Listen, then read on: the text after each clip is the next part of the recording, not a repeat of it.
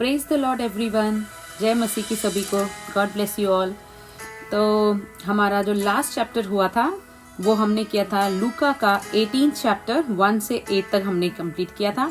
तो चलिए अब हम आगे बढ़ते हैं और आगे के वचनों को हम पढ़ते हैं। तो हमने 1 से 8 में हमने देखा कि अधर्मी न्यायाधीश और विधवा का दृष्टांत, कि कैसे एक अधर्मी न्यायाधीश था और एक विधवा थी, लेकिन वो कंटिन्यूअसली बार बार जो है वो न्यायाधीश के पास न्याय मांगने के लिए जाती है। और वो न्यायाधीश जो अधर्मी न्यायाधीश था वो सोचता है कि ये बार बार आकर मुझे बस कर रही है, परेशान कर रही है, तो चलो मैं इसका मुकदमा सॉल्व कर देता हूँ। और हमने देखा कैसे कि जब एक अधर्मी न्यायाधीश जब बार बार जाने पर जब वो उस विधवा की रिक्वेस्ट को उसने कंसिडर किया, तो जो हमारा परमेश्वर है जो इतना दयालु है, अगर हम अपने परमेश्वर के पास बार बार परसिवियरेंस के साथ अगर हम जाते रहें कठिनाइयों को साइड करके भी, लेकिन हम अगर परमेश्वर के पास अगर हम जाते रहे तो हमारा परमेश्वर तो बहुत दयालु है, वो तुरंत ही हमारी प्रार्थनाओं का उत्तर देता है। आमीन, हालेलुया। तो चलिए आगे पढ़ते हैं। लूका 18 चैप्टर हम पढ़ेंगे 9 से। फरीसी और चुंगी लेने वाले का दृष्टांत।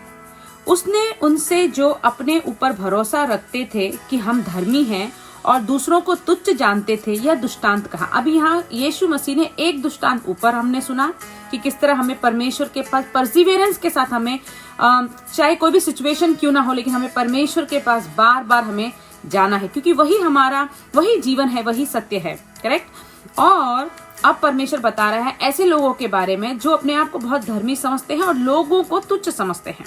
ओके, तो हम सुनेंगे। 2 मनुष्य मंदिर में प्रार्थना करने के लिए गए। एक फरीसी था और दूसरा चुंगी लेने वाला था। एक फरीसी था और दूसरा जो था वो चुंगी लेने वाला था। फरीसी खड़ा होकर अपने मन में यूं प्रार्थना करने लगा, हे परमेश्वर, मैं तेरा धन्यवाद करता हूँ कि मैं दूसरे मनुष्यों के समान अंधेर करने वाला, अन्यायी और व्यभिचारी नहीं, और न इस चुंगी लेने वाले के समान हूँ। मैं सप्ताह में 2 बार उपवास रखता हूँ। मैं अपनी सब कमाई का 10वां अंश भी देता हूँ। परंतु चुंगी लेने वाले ने दूर खड़े होकर स्वर्ग की ओर आंखें उठाना भी न चाहा, वरन अपनी छाती पीट पीट कर कहा, हे परमेश्वर, मुझ पापी पर दया कर। मैं तुमसे कहता हूँ कि वह दूसरा नहीं परंतु यही मनुष्य धर्मी ठहराया जाकर अपने घर गया, क्योंकि जो कोई अपने आप को बड़ा बनाएगा वह छोटा किया जाएगा, और जो कोई अपने आप को छोटा बनाएगा वह बड़ा किया जाएगा।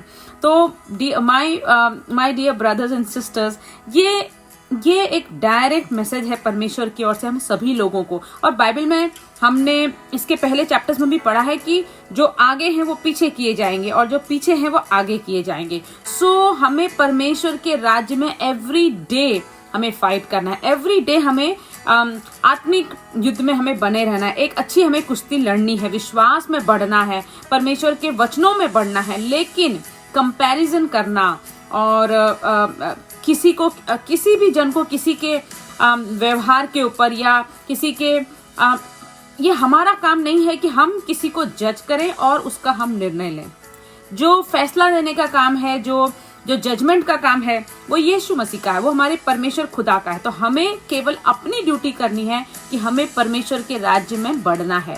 और किससे बढ़ना है? दया के साथ। क्योंकि कोई भी इस संसार में परमेश्वर की अनुग्रह और दया के सामर्थ्य के बिना और कुछ भी नहीं। तो भले ही वो हम भी, अगर आप और मैं, हम भी अगर चुंगी लेने उस फरीसी के साथ समान अगर हम हो कि हम करें, हम तो प्रार्थना भी करते हैं और हम तो उपवास भी करते हैं, हम तो दशमांश भी देते हैं, हम तो बाइबल भी पढ़ते हैं, हम परफेक्ट हैं। एज जो कमांडमेंट्स के हिसाब से हम परफेक्ट हैं। लेकिन अगर हमारे अंदर वो दया नहीं है, वो परमेश्वर के ऊपर के सामने सरेंडरेंस करने की अगर हमारे अंदर वो क्षमता नहीं है, तो प्रभु कहता है कि वो सब चीजें स्वीकार नहीं की जाएंगी। क्योंकि सबसे ज्यादा इंपॉर्टेंस परमेश्वर ने कहा है प्रेम को सबसे ज्यादा इंपॉर्टेंस परमेश्वर ने कहा है। अगर आप लोगों को याद होगा तो किसी ने पूछा कि मुझे स्वर्ग के राज्य में प्रवेश करने के लिए मुझे क्या करना होगा, तो सबसे उत्तम कहा गया है प्रेम।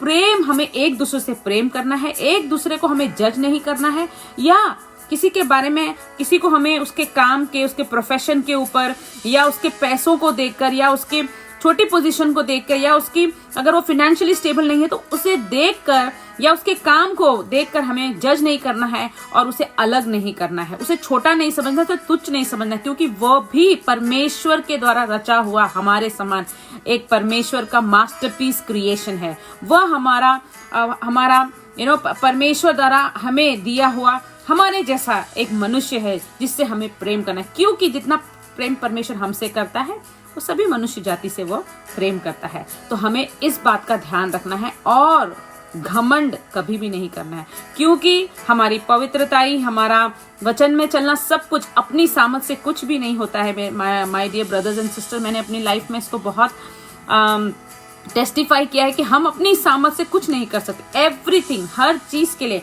हमें प्रभु की सामर्थ की जरूरत होती है, हमें परमेश्वर की दया की जरूरत होती है। इसीलिए चाहे हम परमेश्वर में कितने भी क्यों ना बढ़ गए हो, चाहे हमारे परमेश्वर ने हमें दानों वरदानों से ब्लेस भी क्यों ना किया हो, लेकिन कभी भी हमें वो घमंड नहीं करना है और उसको रख के हमें ये नहीं बोलना है कि मैं परफेक्ट हूँ, क्योंकि परमेश्वर ही हमें परफेक्ट बनाता है। लेकिन हमेशा सर झुकाते हुए दीनता के साथ हमें परमेश्वर के राज्य में प्रवेश करना है, दीनता के साथ परमेश्वर के सामने खड़ा होना है। वो सुबह हो, वो दिन हो, वो शाम हो या रात हो, एवरी टाइम जब भी हम परमेश्वर के राज्य में जाते हैं, हमारा उठना बैठना चलना सब कुछ दीनता में, सरेंडरेंस के साथ होना बहुत जरूरी है, क्योंकि साफ साफ लिखा है अगर वो ऐसा नहीं होगा तो वो स्वीकार किया नहीं जाएगा।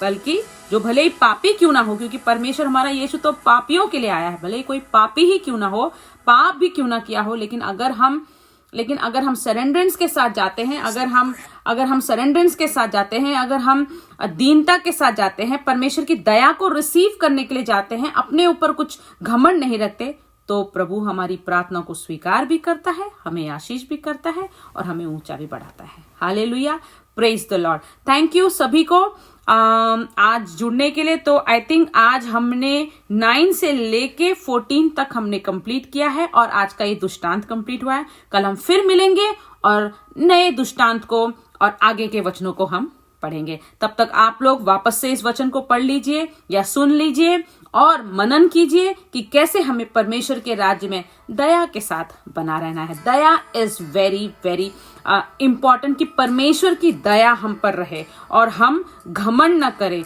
परंतु परमेश्वर की दया को मांगे। एवरी सेक्शन में हम परमेश्वर की दया को मांगे। तो आप लोग भी मनन करिए, परमेश्वर की दया को मांगिए और आगे बढ़िए। इसी के साथ हम कल फिर मिलेंगे परमेश्वर के आगे के वचनों के साथ। God bless you all.